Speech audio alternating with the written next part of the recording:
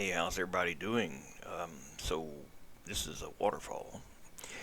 If we want to make that in BeamNG, we got to, we got a little photo work to do. So we'll save this image and we'll get started on that. Also got a couple others I can show you. I've already downloaded them. So this is water up close. As you know, you get really close to the waterfall. And then you got some that's farther away, like the one I just showed you. I thought there was one more. Oh, it's in my downloads folder. I don't know how it turned out, but yeah, so that's another one that you can use from far away. And what you gotta do, is we'll start with the first one. We need to go into photo editor and make it so it's a seamless tile, because it's going to basically run underneath the game water. Because remember, you can see through the water, and you can also set how blurry it is, how much distortion it is. So if you want it to be crystal clear, pretty much, you could have this underneath it, and it would work. I've done it before. So we need to make an alpha channel and duplicate the layer and flip it horizontally to start with. That's a good start, I think. We'll flip it horizontally. And then I'm gonna, since this is solid white, pretty much everything up into white should be easily selectable by going to colors, color to alpha, and then picking black. Oh, I don't want it to do two pictures at once. And you can adjust the transparency threshold if you want it to really get rid of a lot of stuff, which, that might work. A lot of stuff you don't really know till you get back in the game and you try it.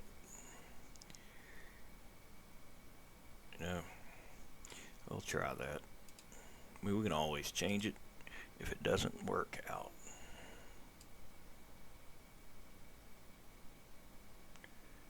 Now what I have to do is recrop this thing after I'm done with it, so it's like a like a power of 2, so we can make a DDS out of it. Oh, if somebody ever tries to make a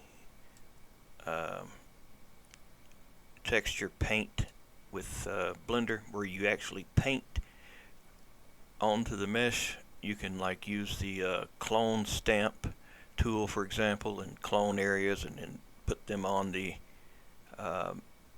mesh. And just a quick tip, that if you ever try to use that feature with a DDS, it's going to give you a lot of noise and artifacting and stuff. Like, you'll think your graphics card's breaking. And I'm pretty sure that's probably the ones that are using compression. For some reason, those don't do well. But yeah, it was something that I couldn't figure out for the longest time. And one day I actually figured it out, and I said, cool, now I know.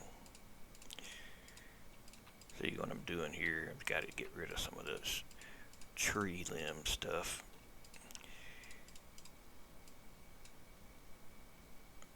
Oh, what am I damn doing? I didn't mean to do that.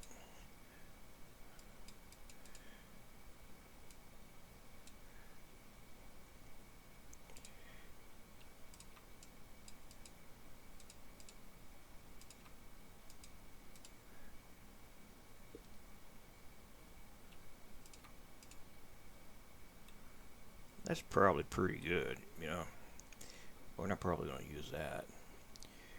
So I can get rid of some of this.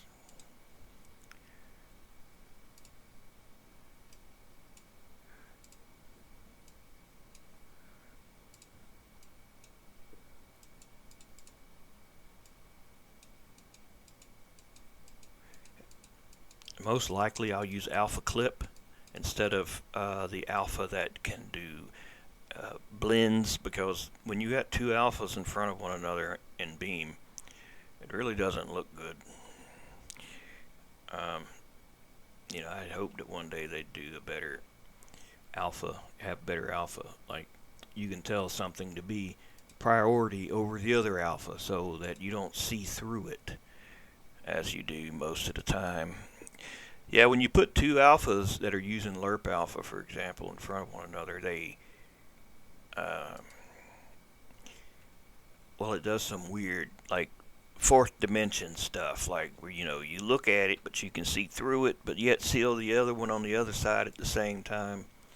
Yeah, it's annoying. But if you use alpha clip, that's not an issue, because alpha clip only gets rid of like transparent areas that are either on or off. There's no in between. It's either they're on or they're off. And I mean, it works good for some things. It's not great for everything, though. So you see how I kind of just made this like a lot larger by just clone stamping some of it. But you got to be careful with clone stamp, because clone stamp can look muddy, like in here. It can start to look muddy, and it can start to look tiled. I try to sample different areas if I'm going to do this, and so it's not exactly the same as going up here and saying, okay, give me this down here.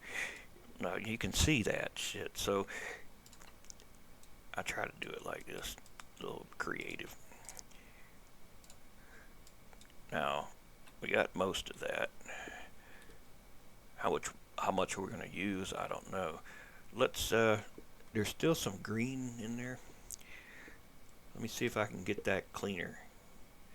I mean, I can always just turn it to grayscale and that green will become gray, but let's try this first.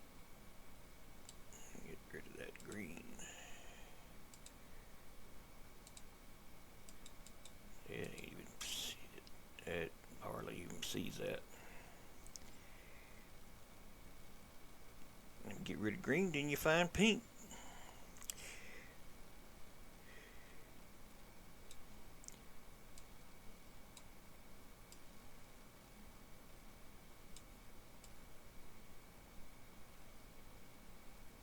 See, alpha clip will do a lot of that, so you don't have to do it. Because if you do it in here, then you alpha clip in there, if you get too close in here, it won't look good in there. So we'll just leave that. I will get rid of just a little bit of it though. Might have been easier just to get rid of white and then do a negative thing where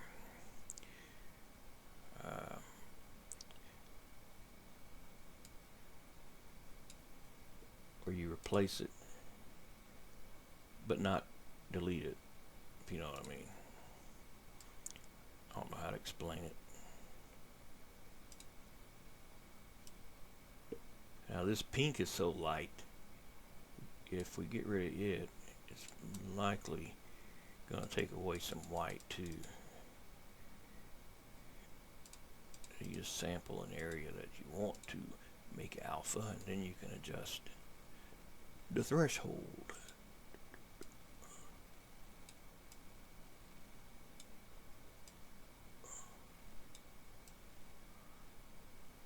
That's pretty good, I think. What you think? It looks kind of crappy though in front of this checkerboard background, but that's just to show you it's transparent.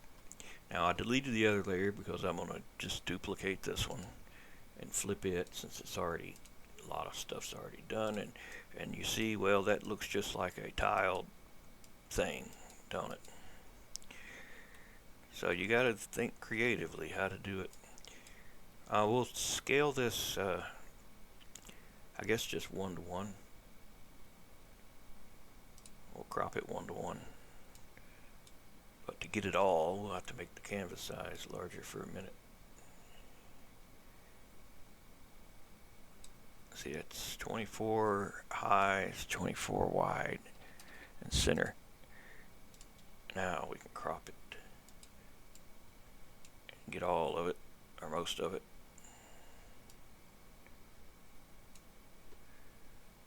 Now I don't like the way GIMP does these damn canvas. Each layer can have its own canvas, and that causes issues when you go to save the file and you think you got like 2048 by 2048, but in fact it's 2762 or something like that, because it well, it just don't do well. So you have to add a transparent layer in GIMP. From the best I can tell, you just have to add a new layer, transparency, and then merge visible, and it'll make everything the same. It's a pain in the ass, I know. We need to make it a power of 2. So it'll be 2048 by 2048 is the closest one to that. Now let's see if I can make this look better with, make it taller anyway. I don't know if it'll look better.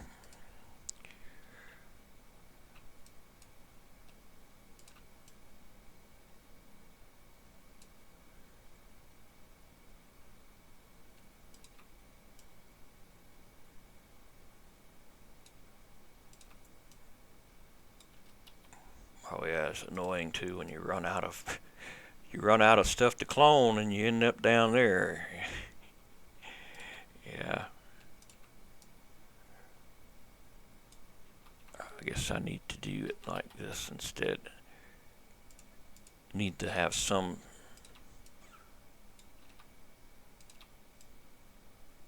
You know what? Let's do it this way.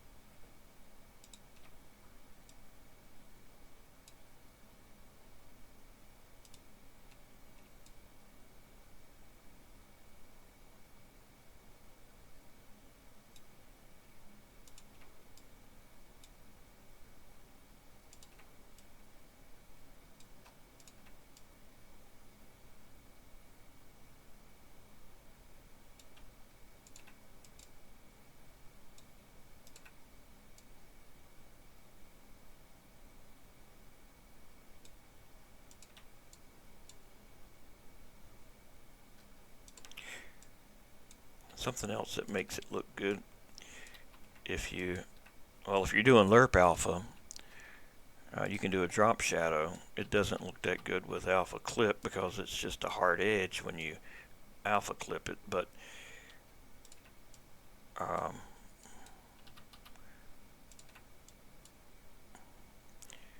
so let me duplicate it. I might can get rid of purple. Now let's merge it and see how much we can get out of there.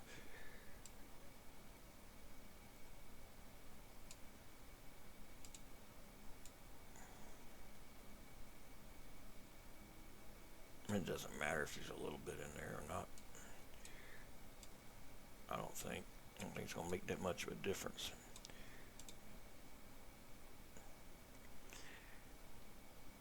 Let's see, light and shadows. Wait a minute, that ain't what I want to do.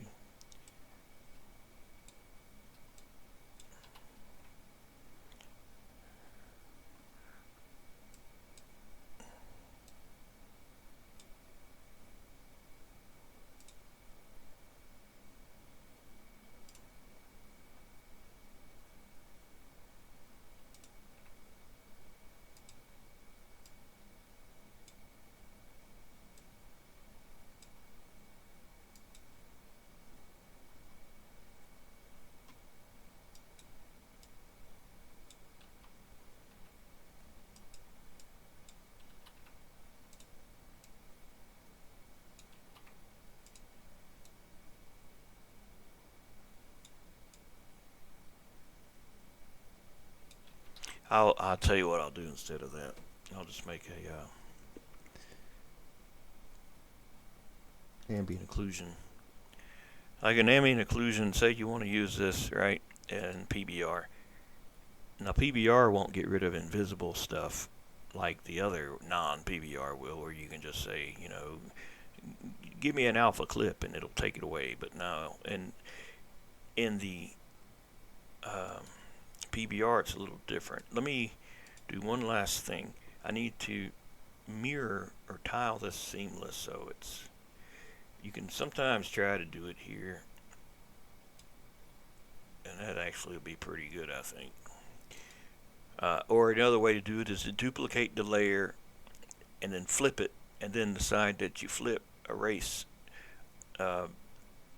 whatever. Like if you flip this is going to be up here. So what you would do is you want it down here and you want it up here, so that when that runs out, it starts over at the other one, or side to side if that's what you're doing. So if it's animated texture and it's got a seam, you're going to see it. But Tile Seamless did a pretty good job with this, so we'll use that. I'm not really crazy about that. Let me see if I can, because that's like a mirror. I see it. Damn it. I see it sitting there, and I'm going to have to delete some of that. Try a different brush.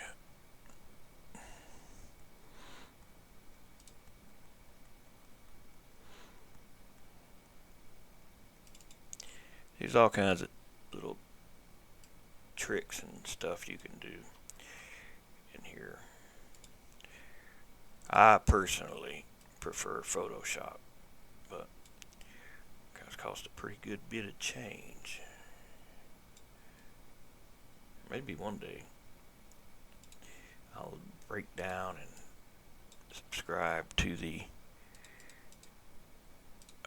where you can get it and just make monthly payments, like where you just basically rent it.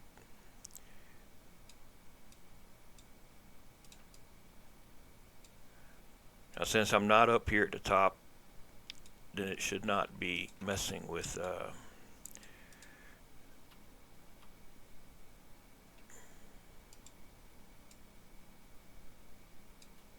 you know what, I'm never gonna get out of here if I don't. It's fine, we ain't gonna worry about it. Alright, so this will be the texture, and remember decals are on top and the bottom, so not side to side. So we're gonna save this in level art decals. That's where I'll put it. Oh, wait a minute. Export as.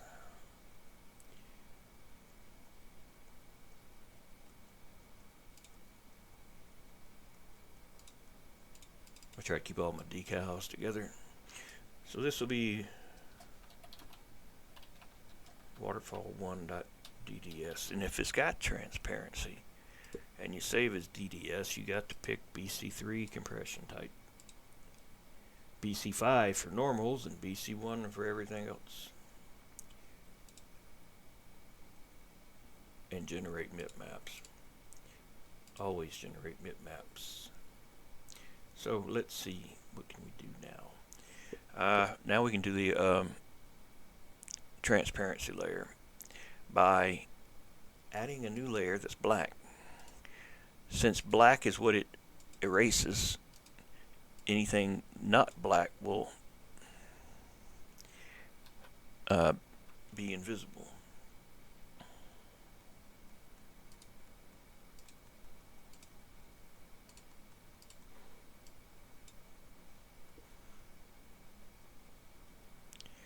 Alright, yeah, I don't know about this. I don't like that. You see that there at the top and bottom there? Those little markers. Yeah, I don't like that. That's from the Tile Seamless did that. So I'll try to, hopefully that'll fix it, or it won't be obvious.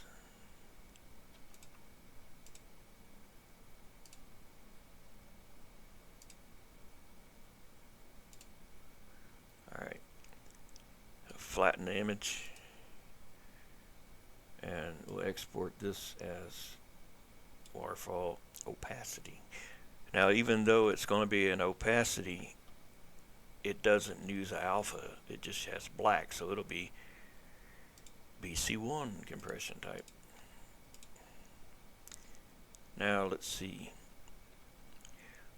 you can always tint it a different color in the game. Now if you want it with drop shadows, to go back a step, not use that, and pick the layer here and tell it to light and shadow, drop shadow, but you don't want it to be too damn blurry or you won't be able to see. So let's give it a nice little 3D look, you know what I mean? It already has depth to it now because of that.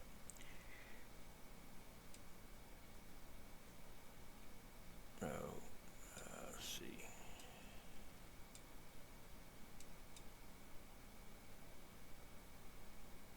This is the direction the shadow is going. So we just want it kind of just right above, just offset just a bit. This we can save as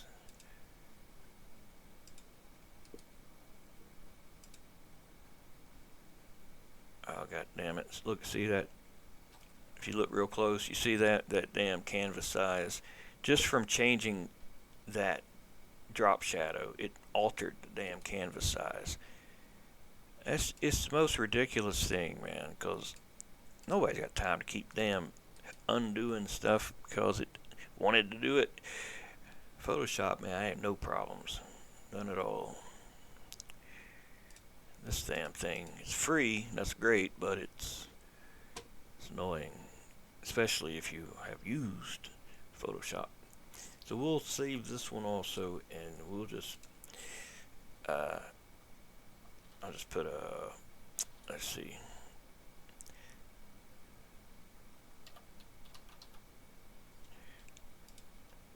this will be BC3.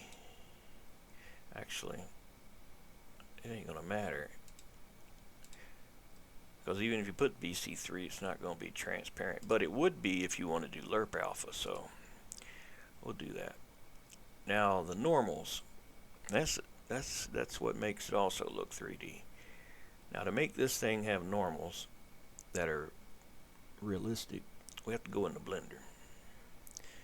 Now this is quite a process just to make normal maps, and it doesn't always look good. It's hard to tell what looks good and what don't look good, so we're going to add a mesh plane, and we're going to put that image that we just saved, not the one with the black background, the one that doesn't have the black background.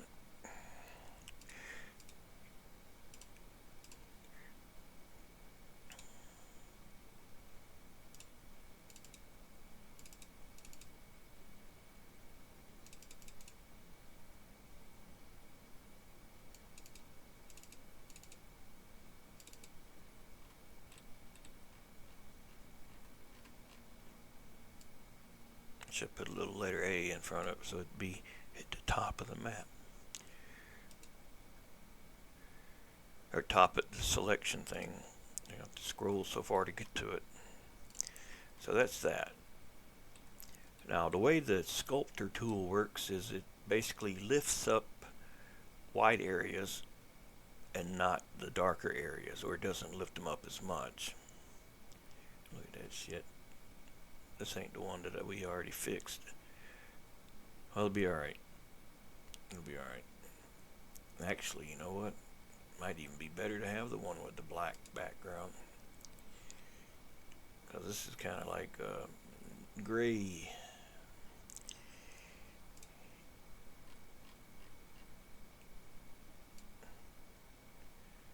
Alright, let's see. Which one was it? I think it was that one.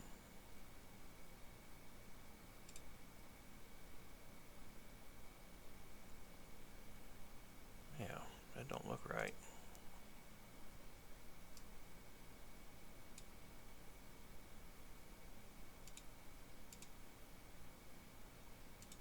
I don't see our drop shadow. Damn, what happened? I don't know. Let's try it again. Let's export this son of a gun as well, as base. Damn, that's kind of weird. Maybe I didn't do. I don't know.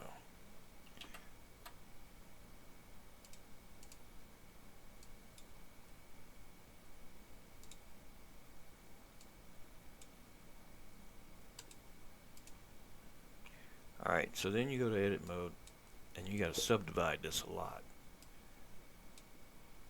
And only do this on a mesh plane. Don't ever try it on a rectangle object. Or it's going to basically, all the squares will not be squares, they'll be rectangles, and it does like crap when you use the sculpt tool on it. So I'll subdivide it a couple more times. And depending on your computer, you may not want to do it many times, because we're making a lot of polygons basically. Now we go to sculpt mode. Now we go down to here in sculpt mode, to texture, and make a new texture, and the texture will be, well, this image here.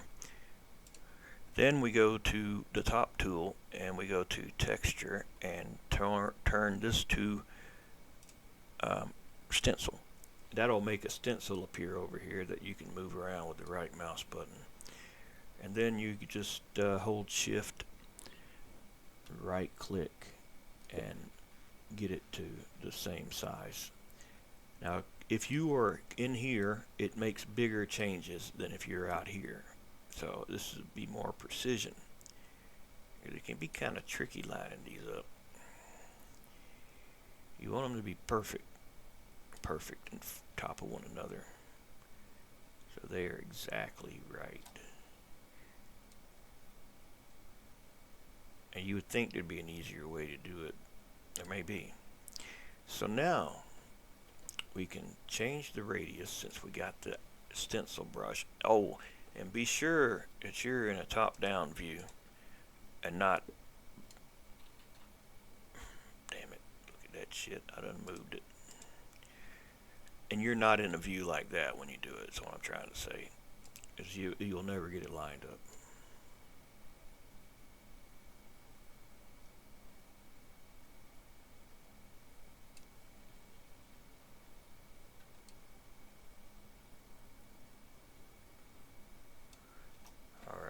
I'm going to save.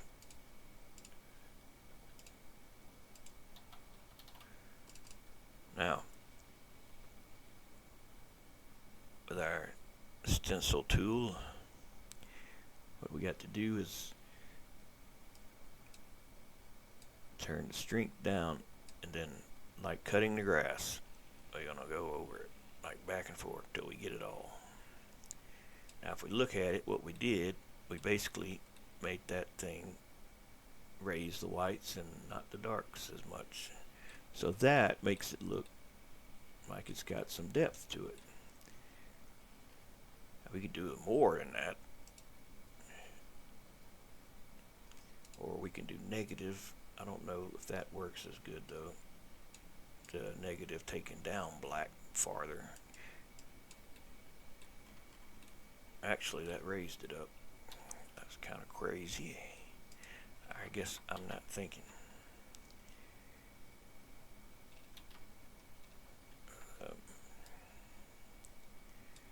I thought it would lower it. I guess it don't.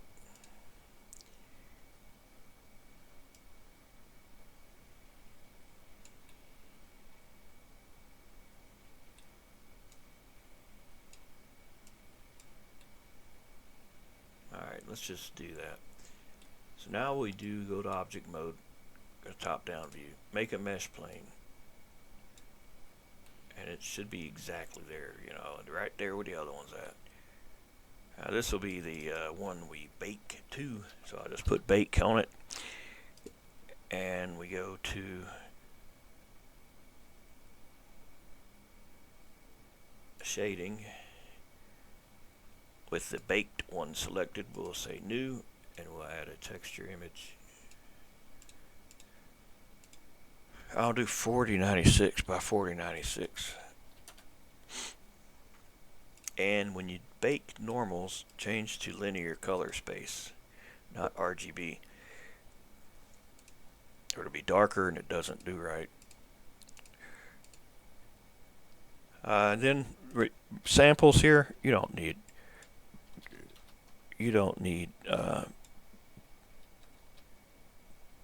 200 or 4096 samples. It's crazy. I could see maybe if you were trying to get a job with Walt Disney 3D animated department and you want to show off your work, but not for this. Now I wouldn't worry about that. So now that we got all this, we go to shading is what we're in. We go to bake, and bake will not appear in render properties unless you have it on cycles. And since we're baking one to the other, you pick selected to active. And then the distance, there's a distance between that and that. You can measure it, or you can just put like a number 0.1 or 1. But basically this is like a photocopy machine, and anything above it, however far you tell it to go, it'll catch it. So if there was another object up here floating, for example, it would bake it onto it also. And we're baking normals. Now to select it. Now the easiest thing to do is the one that's the high poly model. Go to here and tell it to only show you the bounds. That way you can select it, because you have to hold shift and pick the other one, and sometimes it's hard to do that with it not being bounded. And then you make sure that that's selected. That's the new image that you made. So if it ain't selected, it don't know where to bake to. And bake. You'll get your little preview over here, how it turned out. And when you do these like this, it's a good possibility that you're going to have to mirror that object and make the top the same as the bottom, because it can make some oh shit, I forgot something. Forgot to shade them smooth, man. I don't want that damn all that stuff in there. Forgot. I always forget that every time. See, those are normals. Far better than what if we just ran the filter.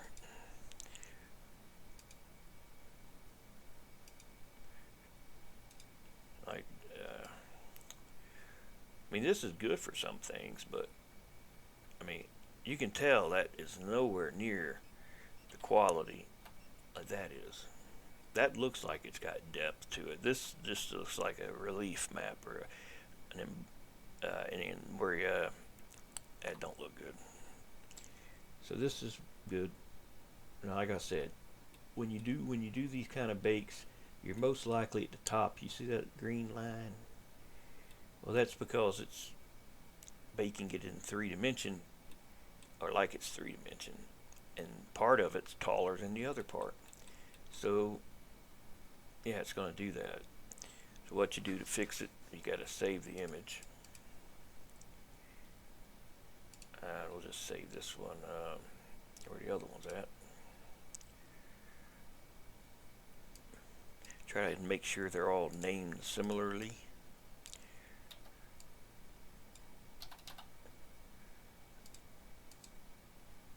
Make sure the alpha channel's on, linear lighting, and let's put it in for normals. And I got to do PNG here. I could have to convert it to DDS after the fact if I wanted to. Now that we've done this, let's just try to bake a diffuse without the lighting and indirect lighting. Just see how it turns out. That'll be RGB. See how much darker that is? Now I'm just doing what Mitchell Sal said, the guy that made the dummy in Beam, not the crash test dummy, but the one that, you know, came with the game. I watched his tutorial on baking, and he was like, always bake with linear light when you do normals. So if it's good enough for him, he says that I just follow along with it. Now this looks just like the damn thing that we already got a picture of. I don't know what I was thinking it was going to do anything different. The ambient occlusion, though, will do something different. And since we're saving all these images, I'm just rebaking on the same one. The only one that you can use from here to Beam is just whatever you got plugged in the very top base color. All the others, they're not going to come up. Even if you connect all the stuff, only the base color. That'd be great if the game did do all that for you. So that's our ambient occlusion. We'll save that one as AO. And I don't know what's going on with roughness. It hasn't been baking roughness, and I don't know why. So we can just flip that. Invert it if we want it to make it.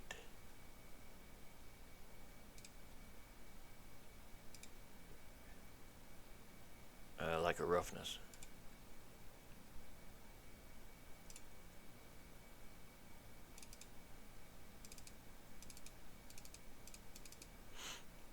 And that's a lot of work, man, making the map.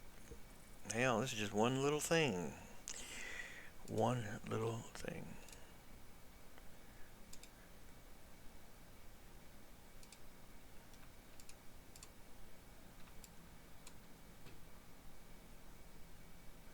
No, do not load maps if you are loading them into here. If they're already DDS, don't do it. Alright, now we need to fix this one's fine, I believe. It's the other ones that's got that damn little line going across the top. So we'll have to do this like this. We'll duplicate this, but we're only doing it just to get the very tip of that to be up there. So we'll flip it horizontally, vertically, and then we will somewhat erase.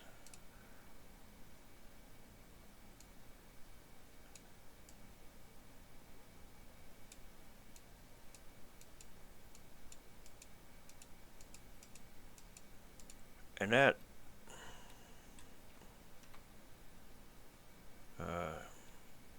ain't gonna work. But I'm not gonna spend any more time on it. I think it'll be alright. I'm just gonna overwrite the other one with this one. Or I'm gonna export it as DES while I'm here, I guess. DDS are better than PNGs for your performance. Not only are they smaller and use less memory, but they're better at performance because they don't have to go through the CPU to be decoded first, like JPEG or PNG. DDS goes straight to the graphics card. Use a lot of 8K PNGs, and you'll see that you'll see how it slows down stuff.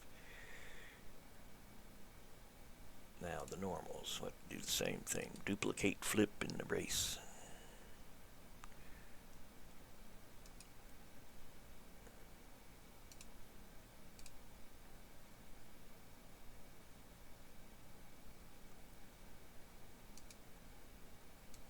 And it may not be that you would see that seam up there. And I see it down there too. And on the right, or on the left.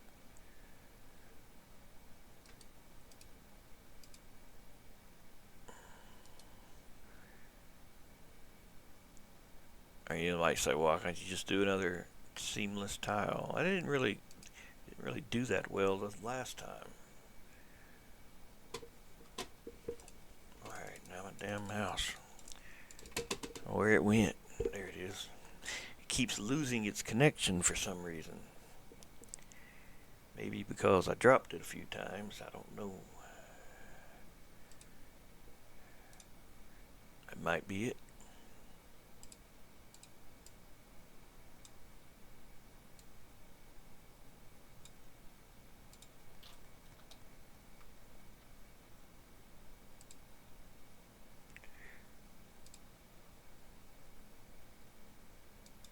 Let's merge it.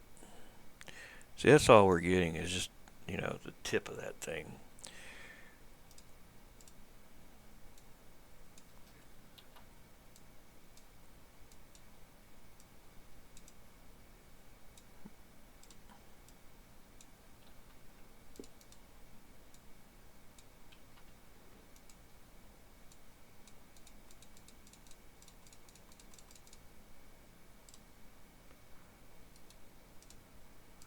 Alright, we'll export this as DDS, and like I said, normals go. They need to be BC5 compression type. Generate bitmaps. Now I think we got them all. So the next thing, do we want to make a decal or do we want to put it on an animated mesh?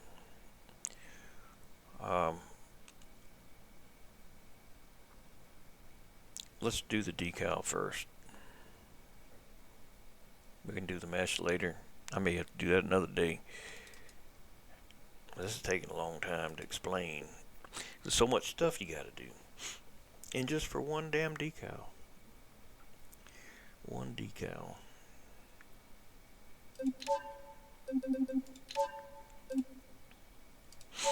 I tried earlier to do the normal mapping technique with a old texture that's like cracked ground, and it did not do good at all.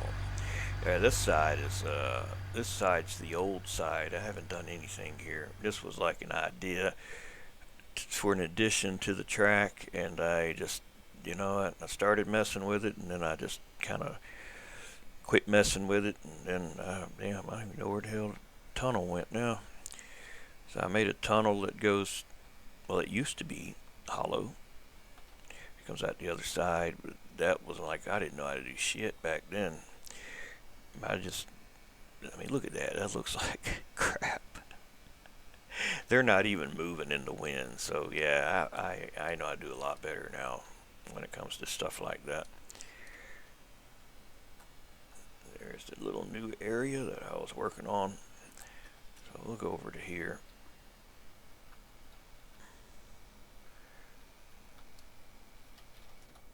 Alright, you gotta make a new material. So we'll call it Waterfall Decal.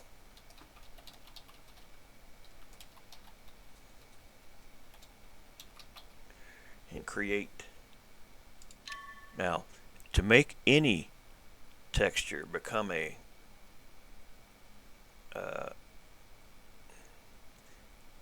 decal, you got to have in here this where it says material tag. You got to put in road and path, or it will not be available. I think after 0.27 was when they implemented that. I guess I'm sure they had their reasons, but just keep that in mind. Now let's put this decal down and change to our new decal texture, and now we got to do some work on it.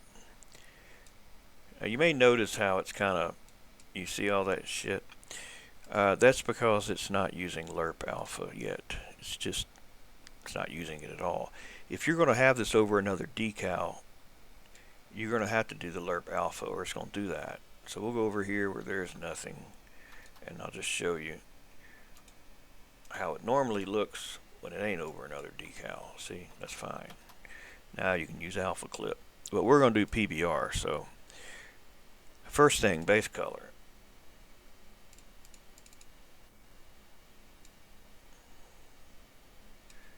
Actually, what I can do is probably easier. Go to the asset browser and drag and drop the stuff over there. I don't think you can do that with, you can't do that with the terrain paints, though. You still got to pick them and then navigate to get them, which sucks.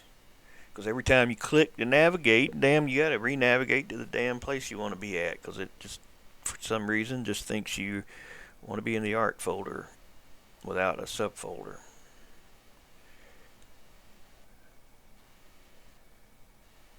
Alright, where is it? I see AO, I see the normals. Where's the rest of them?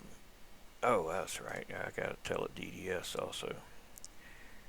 You can tell it what not to show you if you don't want to see the Blender or the DAE or EXR or JPEG and only the DDS. And that's how you would do that.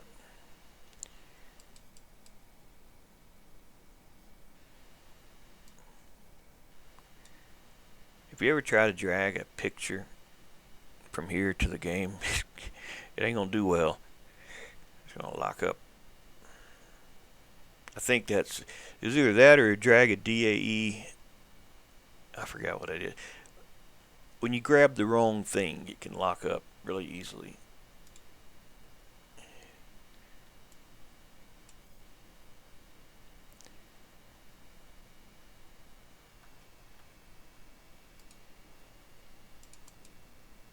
No, it ain't blank white. Damn it. That's what was going on. So that's the water layer. Now here's what alpha clip. Well, we can't use it. We have to do 1.0 to do alpha clip. So here's what alpha clip would do. Right? It's either all or nothing. And now what lerp alpha will do is do a blend, which looks great, I think. And you can also do an alpha clip with that mode if you wanted to. But lerp alpha is great for if there's no other transparency going to be over it. You know, it works pretty good. Now, to make it transparent in PBR, you got to have that opacity map. It goes in the opacity there. And it basically does what the other one did, but only if it's turned on to one of these different alphas. Now the normals. Oops, there we go.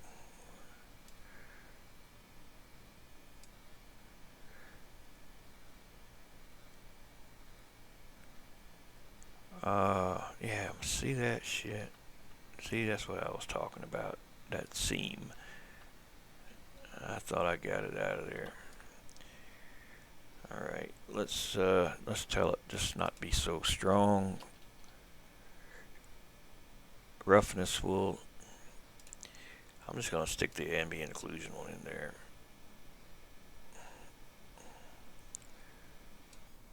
You know what? Alright, let me do it this way.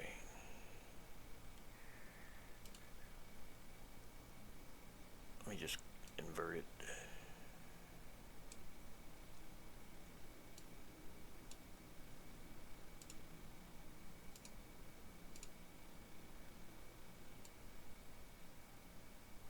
It's not really a roughness map, but I actually think that's how you do the specular maps. If you're doing that, is you invert the grayscale normal image of it. I'm not 100% sure. I have, like I said, I have a problem with Blender right now. For some reason, it doesn't want to bake roughness maps. I might have to reinstall it.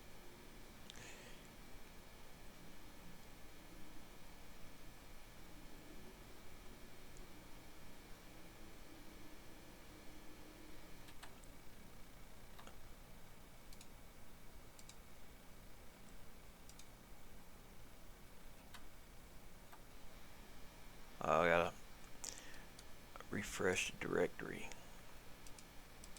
to get the new stuff to pop up in there.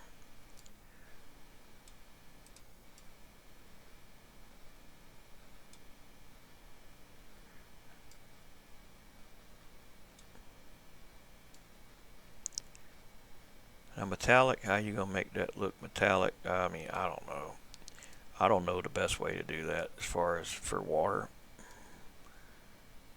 You can experiment with different things and see what works and what don't work, and you don't even have to use it at all if you don't want to. Normal detail map, you can use a tiled version of another decal if you want it to be super detailed, but or you can also not use it at all, or you can reuse the same one, because you can put stuff on different layers and stuff like that. So this will be, I'll just reuse that one,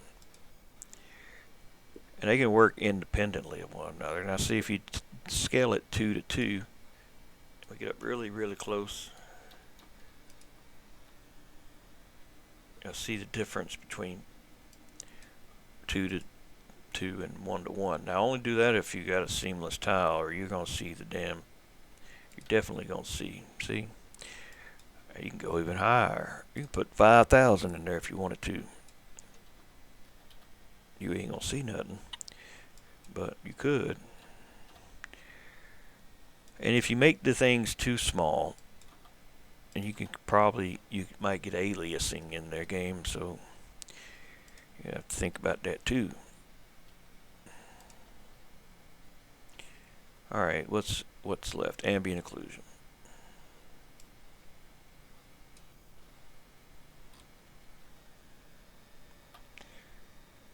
Is it casting a shadow? Will it receive shadows? And ground type. I'll do that later. So now we animate it. We can go ahead and save our material so we don't have to start over if it crashes. And you go to animate, and we're going to do a scroll. Now, which way is up and down? I always forget. Now, do you see it moving? Make sure your game's not paused, and if it's still not moving, you can move the decal. God dang it. You can move it, and it'll sometimes fix it, but mostly what I do is just save the level and reload it, and it will be fine when you get back. I guess it's a glitch. See what I mean? Like you can move it just a bit.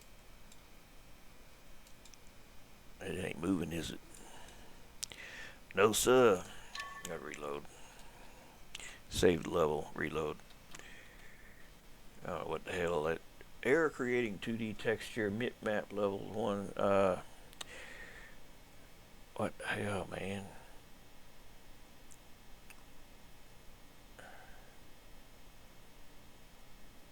I'll have to fix that later. I ain't got time to look at that shit. So.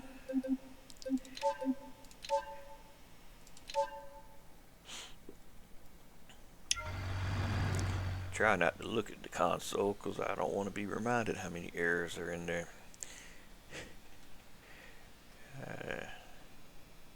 Is it moving? Hell no, it ain't moving. What's the deal?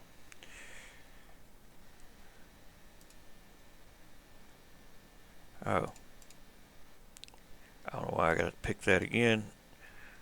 I must have not saved. Has to be what it is. Ah, damn it. Do it again. Reload. Oh, there we go. Cool. And like I said, you move it sometimes, it'll fix it. So which direction? Well,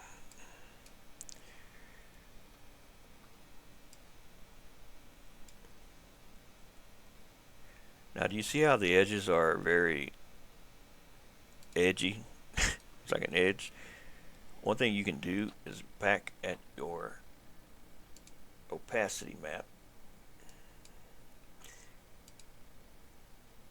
You can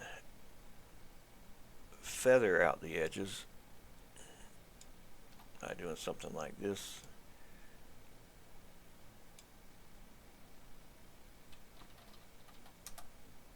I'll make a new layer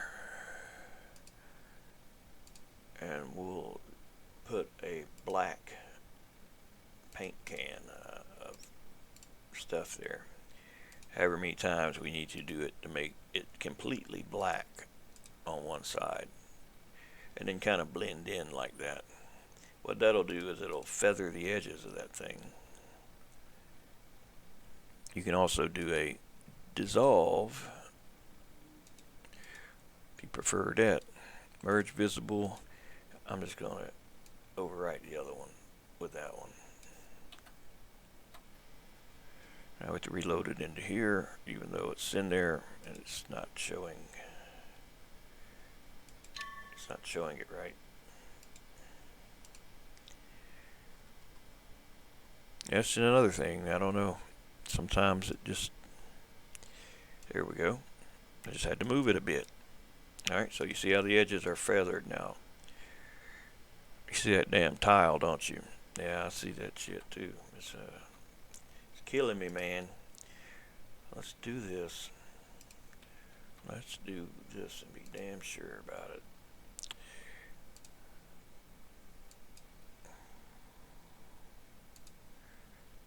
So I'm gonna sample this area.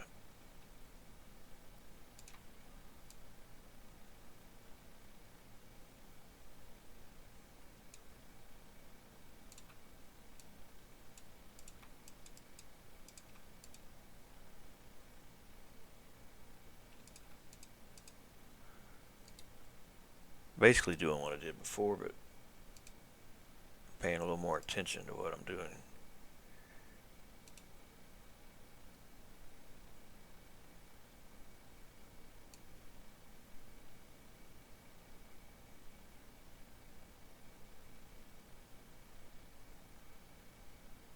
I don't know, it doesn't matter how many times you look at it, it still looks like it's going to have a damn seam.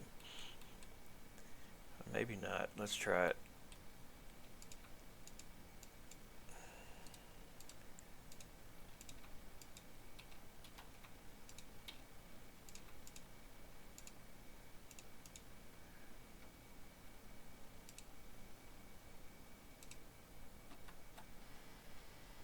Alright, it got rid of that,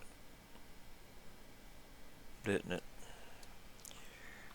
Now the ends, you can do that in Inspector. You can pick the decal and do start fade and end fade, whichever side you want to fade, or both sides, and you can change this however you want, if that's what you want to do. And say this is a waterfall. I know this is not rock and stuff, but just bear with me a minute. We're going to raise it up a bit and make it kind of like a steep hill.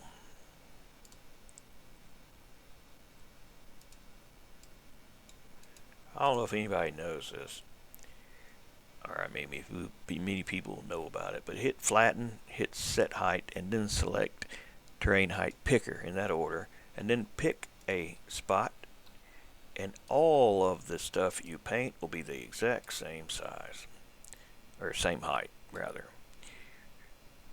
But keep in mind this height here, this number here that you can't see because it's cut off, that matters too if you're ever bringing up the mesh to a 3D object. If that is not high enough, it will not make it up there.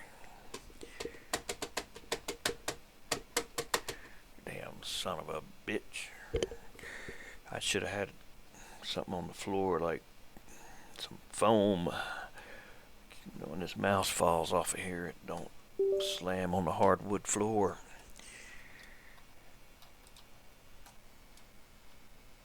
Now I didn't, that's not what I'm going to have it do, but it does kind of look kind of cool.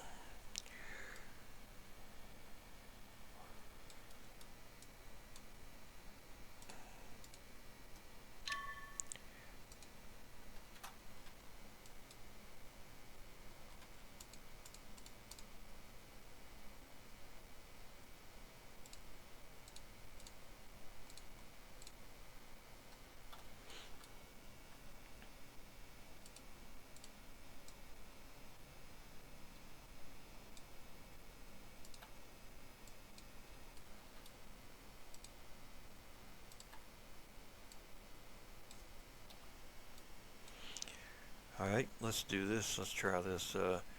Duplicate it. You can just select it with the decal selector and say Control D to duplicate. You'll see green when it's duplicated. The reason I'm doing that is to offset it just a bit with the other one. And that'll make it look somewhat, you see what I mean?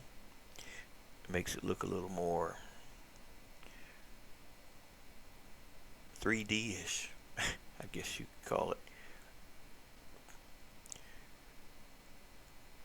You also got, in the advanced, you got emissive map.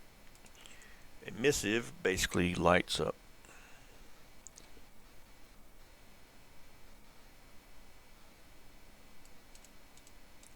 So you go to decals and you pick what you want to be lit up, which in this case will just be this.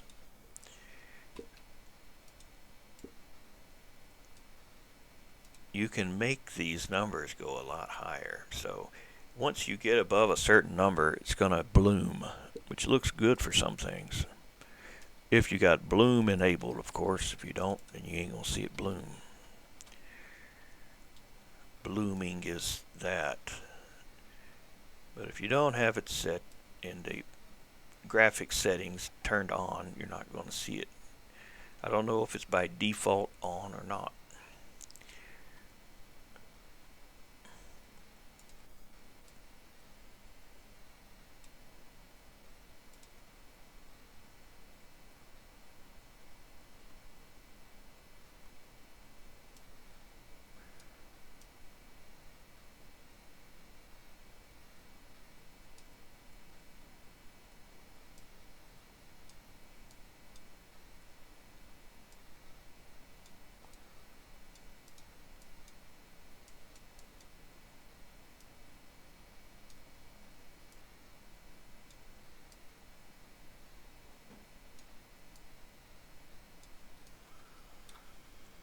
Time of day change.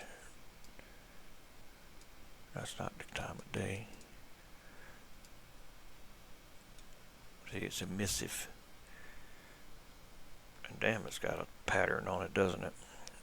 Alright.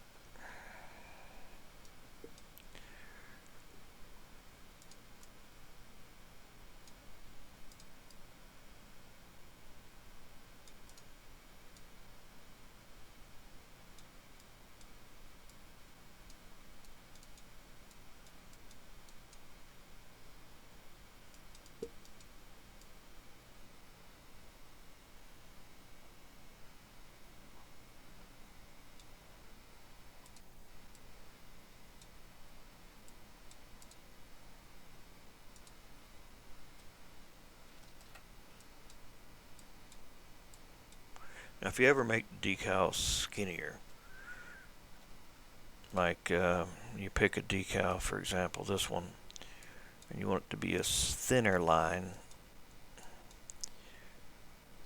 you can press Control A and then go to node width and change them both at the same time.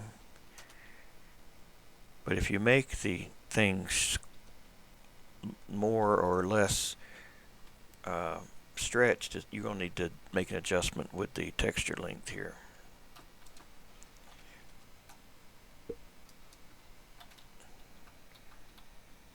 unless you want it stretched out. That's here, texture link. You would just adjust it to better suit what it is you're doing.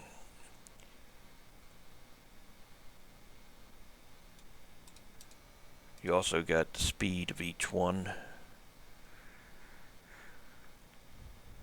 that it moves. That's a handle in the material editor that's missing for some reason.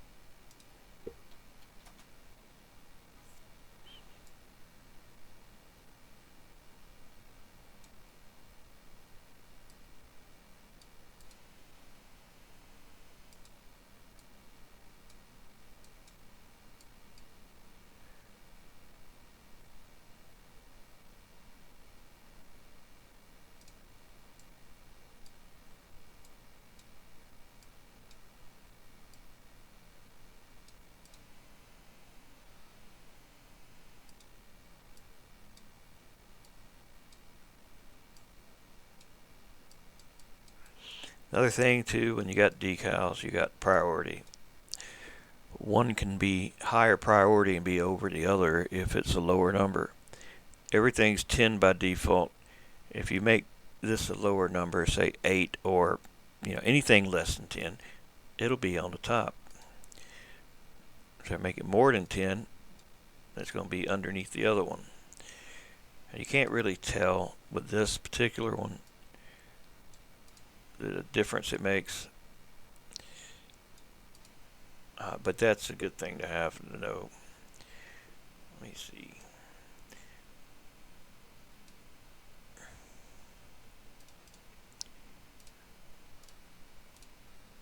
I'm just going to work on it a bit. I ain't really got much else to say about this tutorial other than water is fun to play with. Oh yeah, there is something else too. The game water. The water that comes with the game, like the normal water, that'll be used too.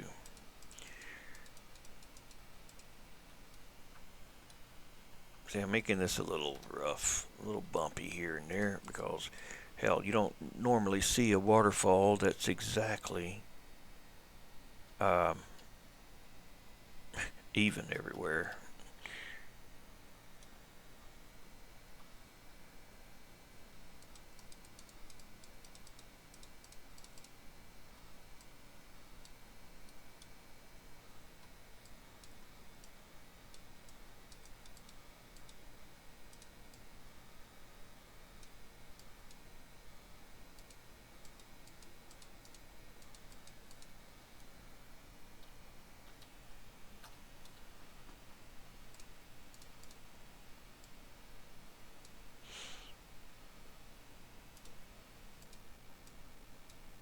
I'm not worried about up here. We're just focusing on this part. Alright, game water. River editor, Alt, and then draw. The good thing about this tool I like about it is it will put the points on whatever the mesh is, or whatever the terrain's set to. So say the node depth for both of those is just, I don't know, 1 meter, 1 foot, whatever it is.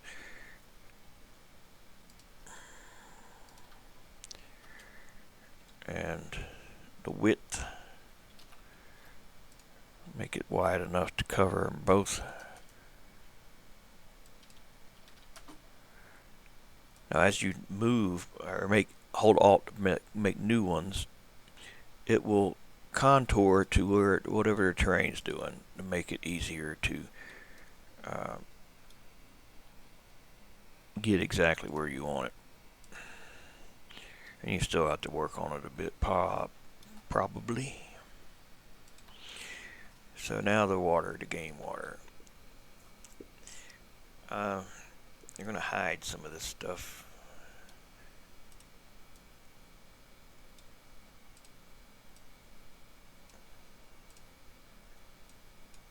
But you can't exactly move the terrain up, or it's going to take the water with it.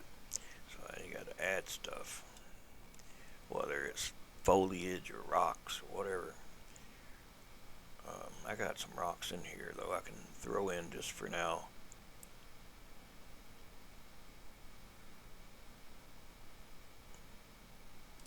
The ones I was already working on over there.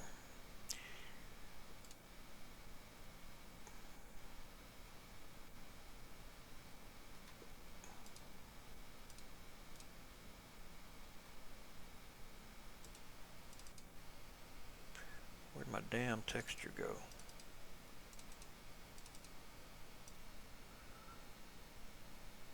There's no telling where it went.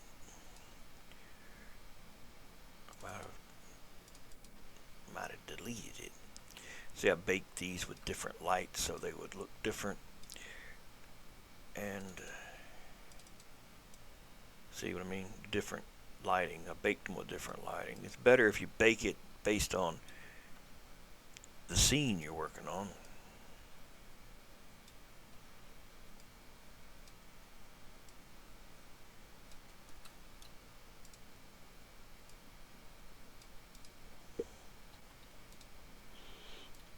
Like if you're making a snow map, then you would bake with a snow HDRI image.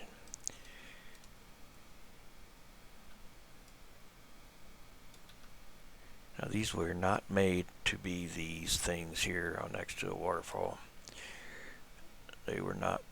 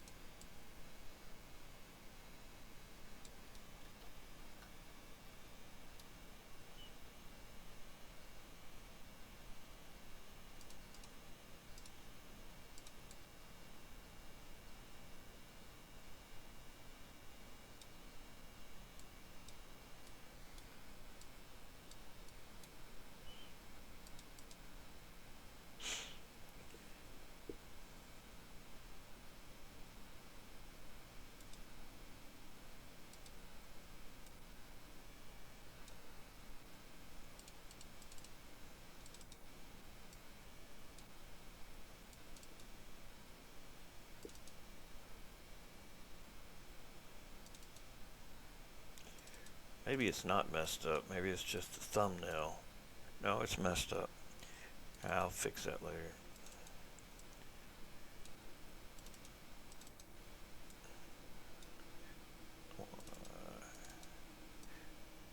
Of course, the one I want is that one, the one that you can't use.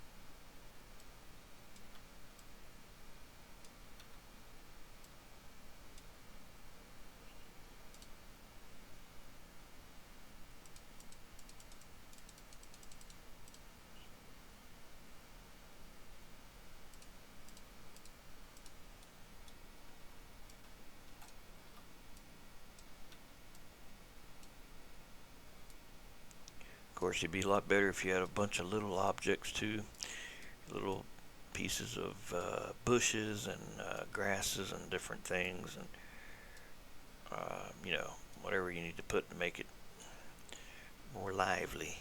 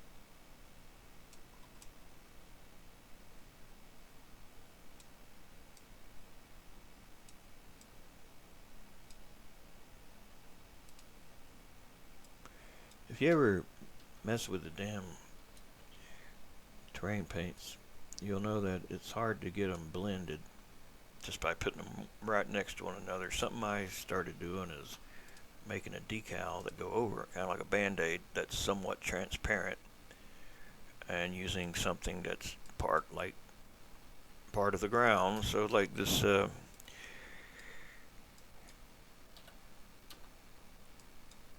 course it's not pulling it up.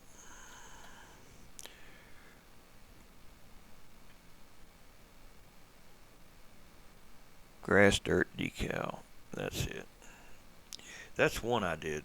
That'll blend your grass into like the dirt, but it was time consuming and it's not perfect. So what I did instead, and I'm gonna have to go over and get that damn decal because I don't know why it's not in here.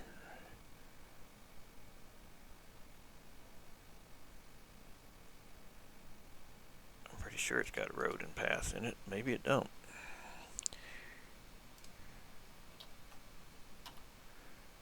HD dirt top. Now it's that one, I think.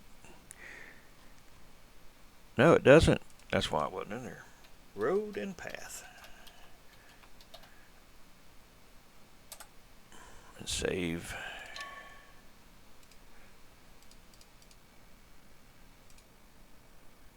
There it is.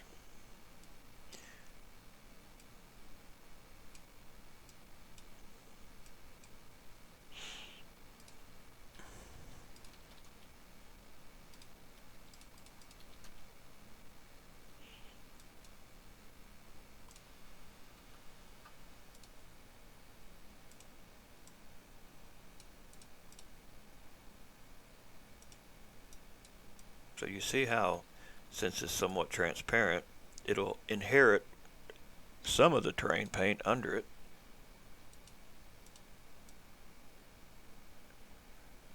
But yet help blend it better. And it pretty much works with any of them. You have to adjust your texture length, of course, depending on the width that you make it.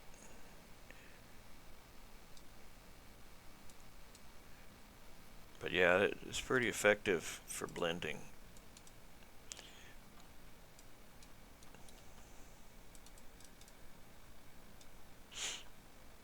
would have to do something more with all that shit. That don't look good.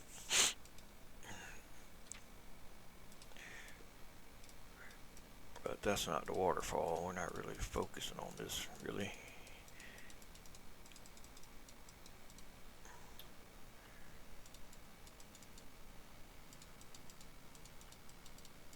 You also can put a decal over objects, but it doesn't work great. It works when it wants to work. See, over objects would put it over the mesh. But here's the thing, this is what you got to consider. It's going to contour to the collision mesh, not the visible mesh, unless you use visible mesh final. But I didn't with these, I don't believe. I made my own collision mesh, which is not as high a poly, so it's going to have holes in it. So you could select a mesh and use visible mesh final. That might help it.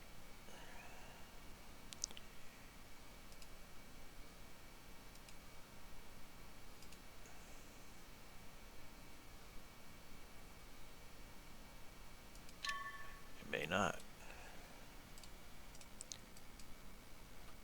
Yeah, that's what it had to do. You had to do over objects, and you can't use that collision mesh. That's a low poly one, or it's going to have holes every time.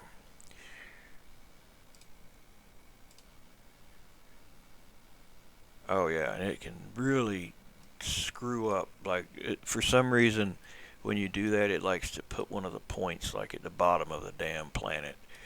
I don't know why it does that. You just have to watch out when you're putting the thing down that don't happen to you. I don't know what makes it do it, but you can see how it sometimes will do it and then sometimes it won't. Now I don't even see anything on it.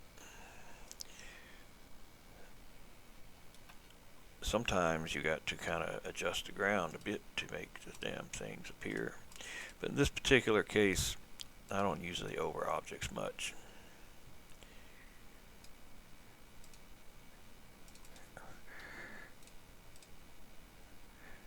Break angle is how close it can, how many times it can see how that's kind of blocky. If it had a higher break angle, it'd have more little lines through it. Pretty sure. I notice how it works with the roads anyway. I thought it'd be the same with the decals. Maybe it has to do with this here. You have to increase it a bit. Break angle means like where something is bending, it can have more detail. But why that ain't coming up? No.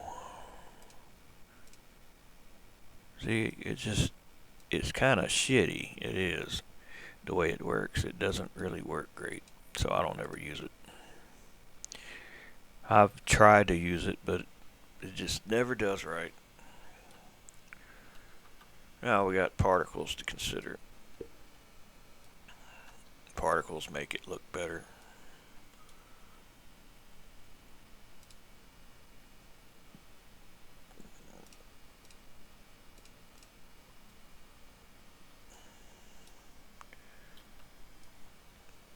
We can do a custom particle. One that's more, I don't know.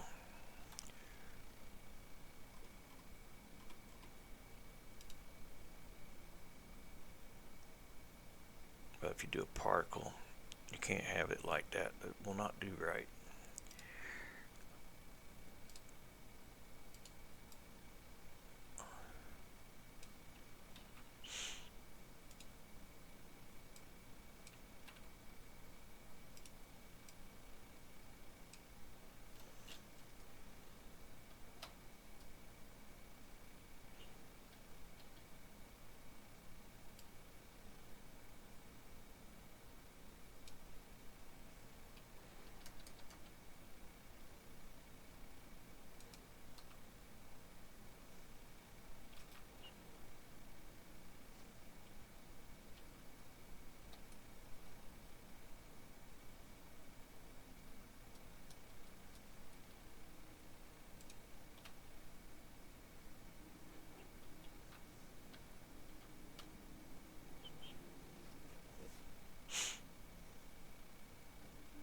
If you use the glowing particle, black does not glow and white does, so everything in between is the level of amount of glow it's going to use. So if you want to use the glowing particle, then you need to flatten it so that the background's black and not purple.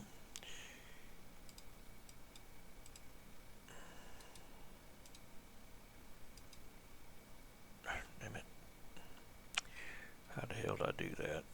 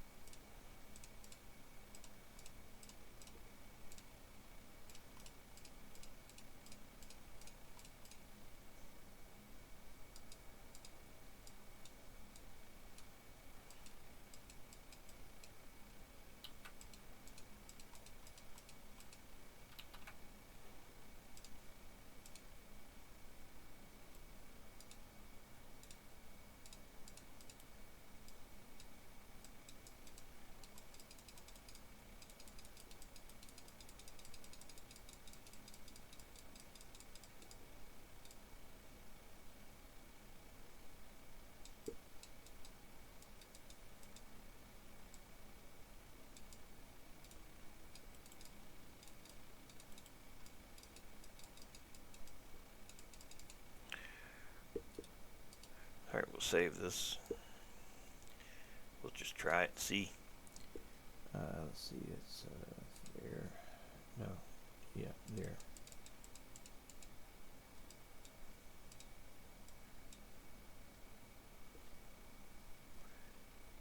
Waterfall.dds.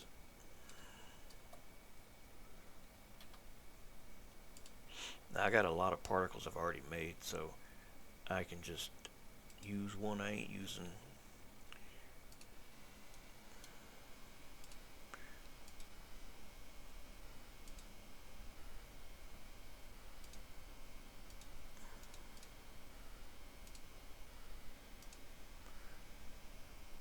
Yeah, I'm not using that one, I don't think, for anything. So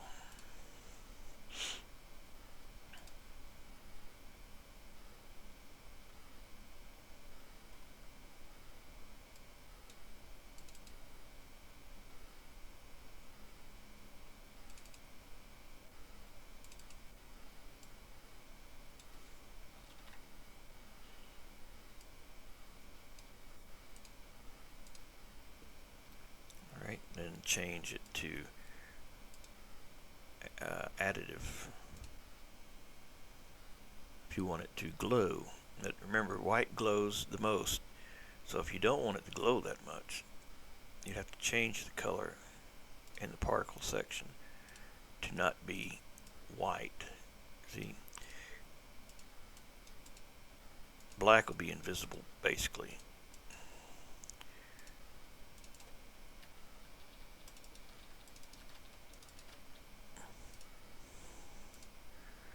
And a particle draws 3 or 4 times, so each time it draws, it damn, that's awfully bright. Each time it draws it, it will transition to the next color.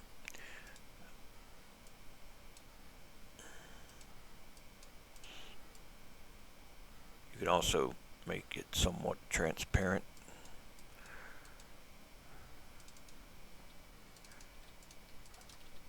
I haven't tried to really do a waterfall mist yet.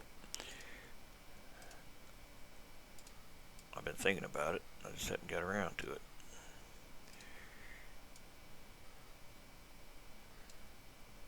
But for the time being, I'm going to make it not additive so I can see it.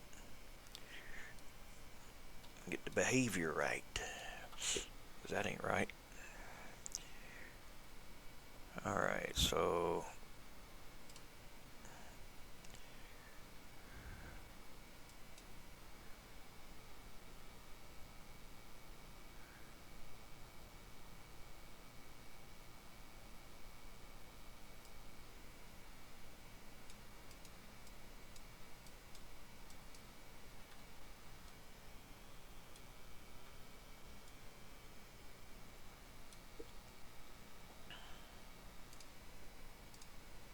I'm going to have to change that. I can't tell what the hell that's doing. Let me just put anything else in there.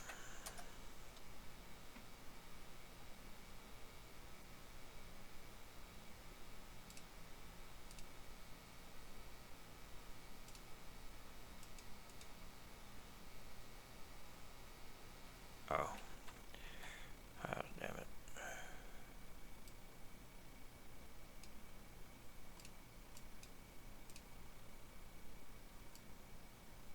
Oh, yeah. Let me do this too. I'm going to burn the edges so it's got some shadow on it.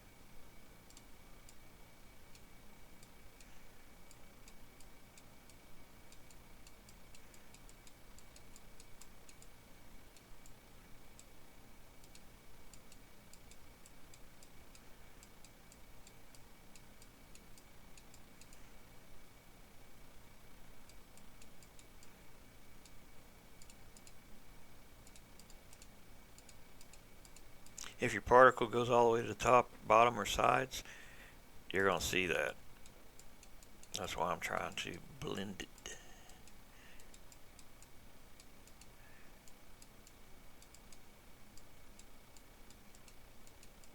Because I'm using the eraser for this.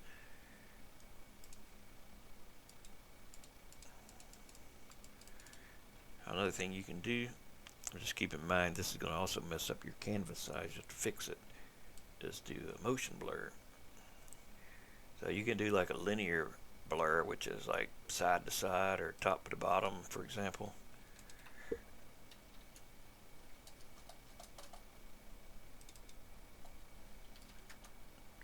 You know, if you want to do something like that, you can. What I like doing is the zoom blur. Just depends on what I'm doing. Depends on if I want to use it or not.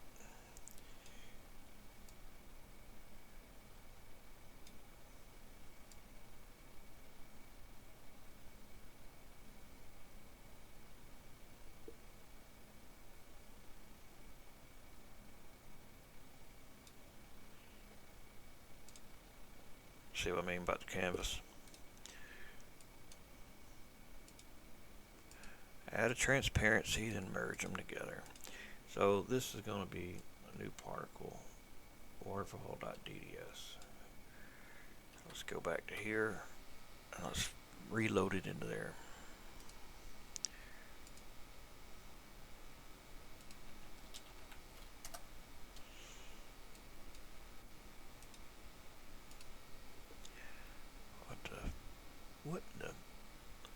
What in the hell, man? Something's wrong. I believe something is off. This should be invisible.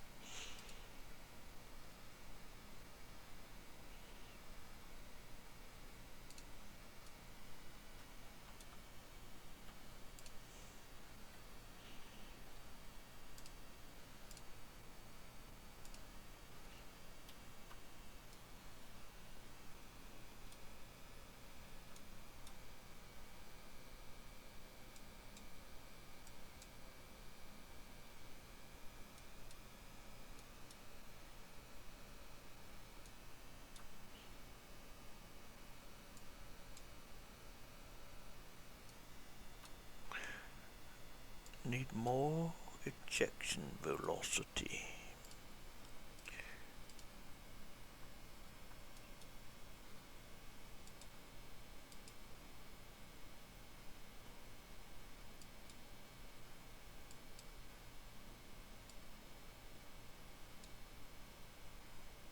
Make it live longer too.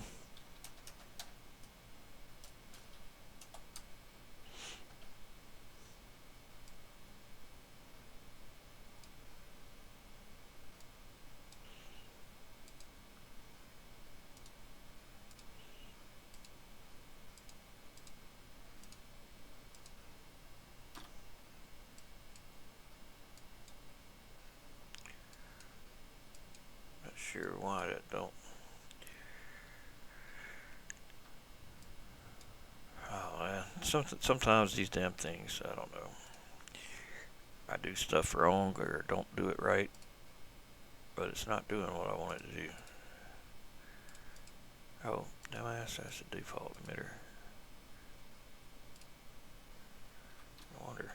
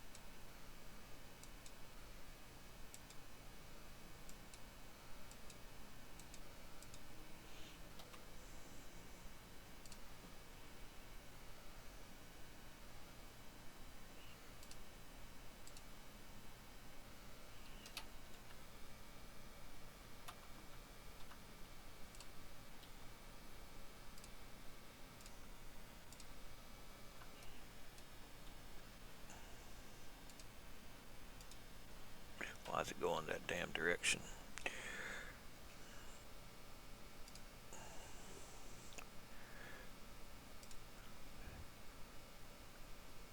Oh, fill variance, no wonder.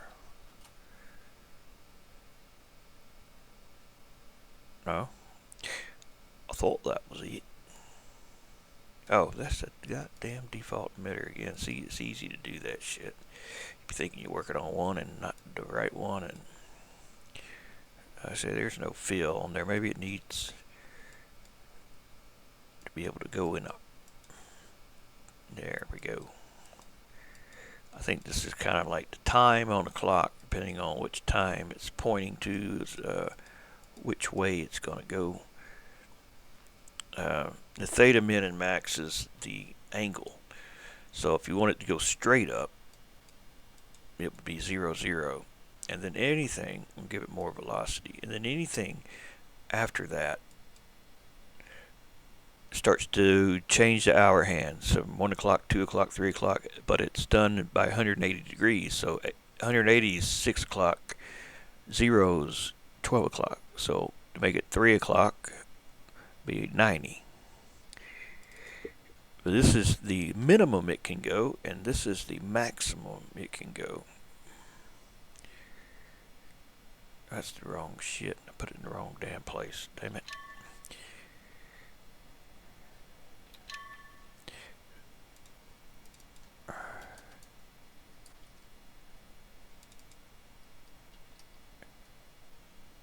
See, now it shoots out. Well, until gravity gets a hold to it. It will shoot outwardly towards 3 o'clock since I put 90. If I were to put 180, and then it would only shoot down.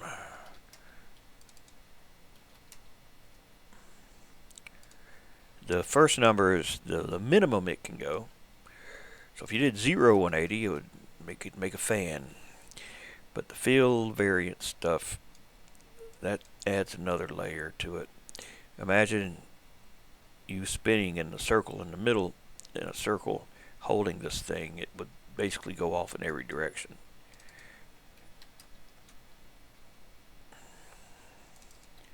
This ain't a good one to teach on this because You can't see shit, really.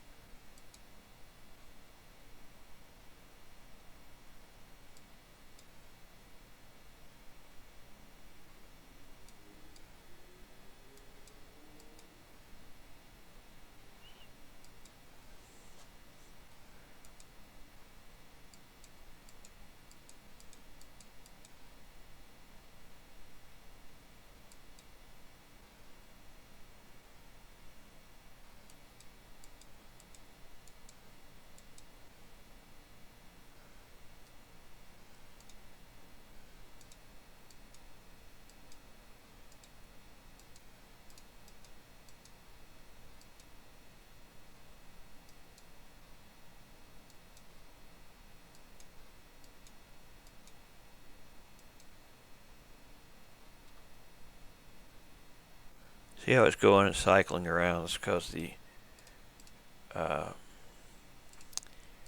field variant.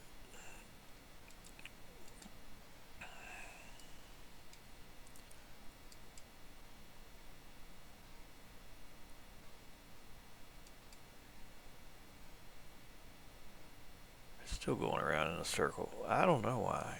It shouldn't. Oh, you damn stupid ass. You messing with the default particle again. I was like, damn, why is what I'm doing ain't doing nothing?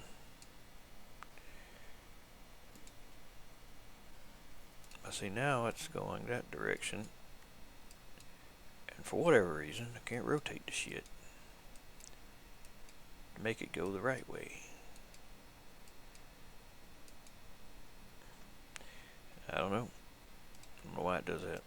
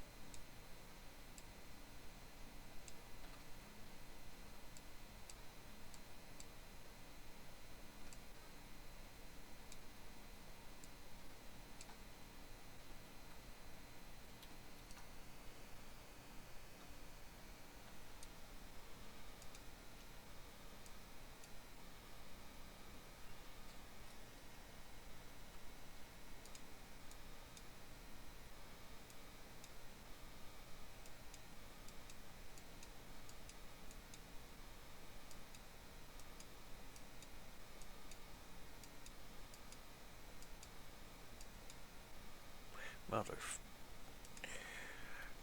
Mother.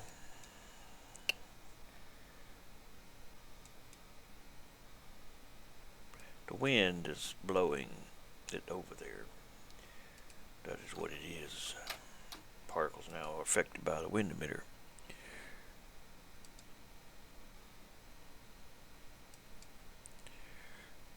I thought. I think they are. They are. But of course,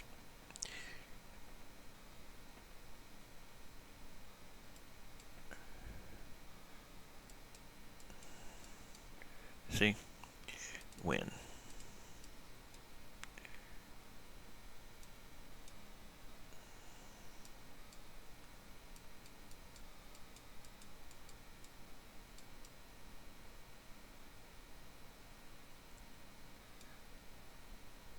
Now, if you just want the wind in one area to do something specific, you can tell it to be a radial emitter, and you can make more wind to do other things. See, that shit's erratic. It's going everywhere, ain't it? It's got its own settings, too.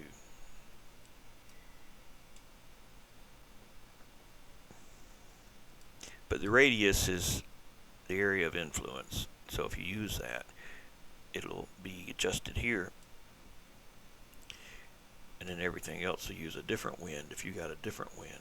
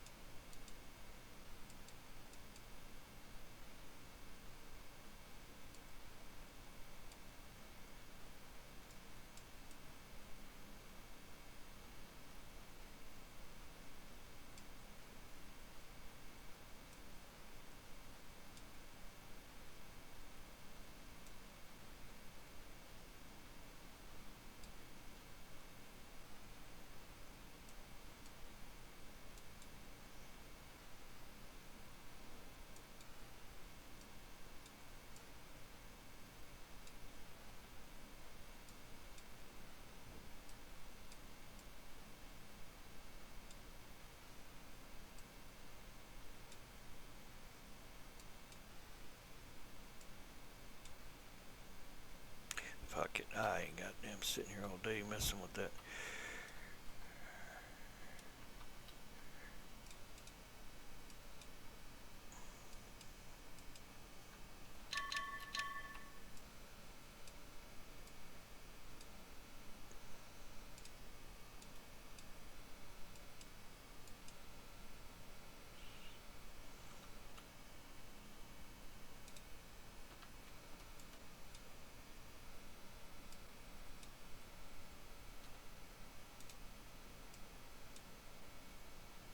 I think that's alright.